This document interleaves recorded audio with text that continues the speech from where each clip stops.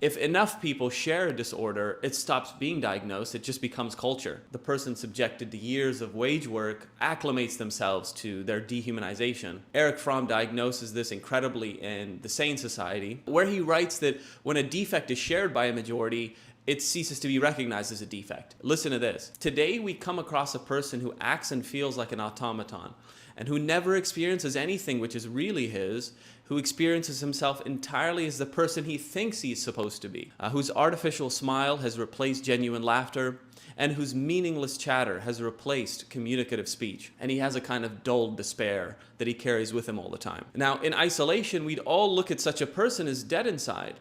But because millions of people share in the same deadness, culturally we just call him normal. Such a person is severely defective, creatively, intellectually, and spiritually. But since he shares this defect with many others, he stops being aware of it as a defect. Fromm basically concludes, he writes, what he may have lost in richness and in a genuine feeling of happiness is made up by the security of fitting in with the rest of mankind. As a matter of fact, his very defect may have been raised to a virtue by his culture, and thus may give him an enhanced feeling of achievement. One of the more unsettling aspects of Severance is just the sheer normalcy with which the Lumen employees accept a machine-like existence. Their existence is robotic and lifeless, hollow, and it should provoke immediate rebellion, but with the exception of Heli, none of them really react, as you might expect, to their lobotomized lives. They actually rationalize their existence, and what should be absolutely intolerable is instead endured, accepted, even internalized as right and natural. Now, probably the most striking realization that Severance forces on its audience is just that the severed state isn't some far-fetched sci-fi horror. It's already our reality. Most of us have been severed for years. To succeed in almost any career, you have to sever what is human in favor of what is functional. The professional world doesn't accommodate wholeness, it demands a kind of fragmentation.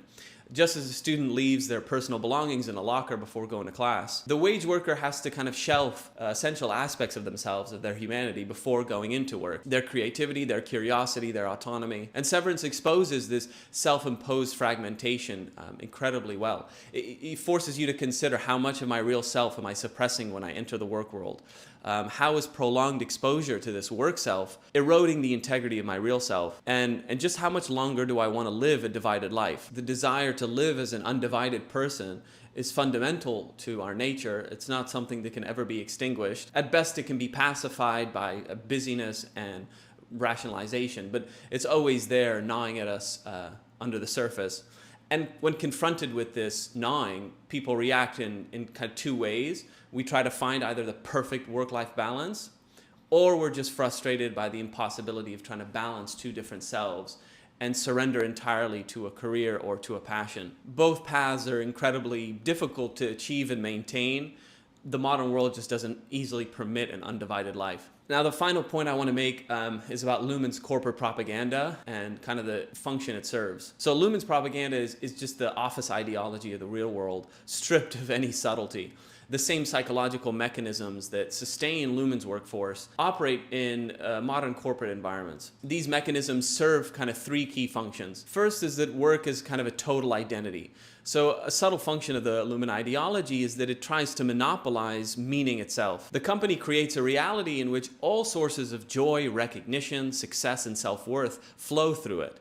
And in doing so, it makes the prospect of leaving incredibly difficult and actually painful. This is an extreme but very accurate parody of kind of how modern work operates. And in many high-powered jobs, work isn't just a paycheck. It becomes a total identity. Your status and self-worth are tied to job titles. Social life is structured around coworkers. Progress in life is dictated by performance reviews and promotions.